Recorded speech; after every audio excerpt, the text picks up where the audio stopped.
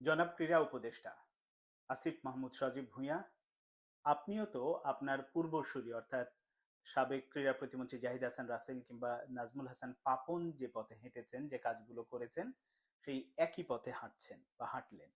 আমরা সম্প্রতি দেখেছি যেটা টি-টোয়েন্টি বিশ্বকাপ, নারী টি-টোয়েন্টি বিশ্বকাপ আরব আমিরাতে হচ্ছে, সেখানে আপনি দেখতে গিয়েছিলেন। আমি যুক্তির খাতিরে মেনে নিলাম বাংলাদেশের একজন গেস্ট হিসেবে আপনি গিয়েছেন, ৪ জন নিয়ে গিয়েছিলেন, সবই ঠিক আছে।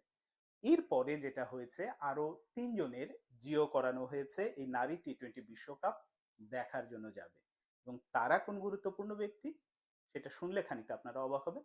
একটা হচ্ছে যে ক্রীড়া উপদেষ্টার যিনি এপিএস আছেন মোয়াজ্জেম হোসেন, যিনি পার্সোনাল অফিসার আছেন আব্দুল আহাদ, এবং জাতীয় ক্রীড়া পরিষদের যিনি চেয়ারম্যানের যিনি পিএস আছেন সাইফুল ইসলাম।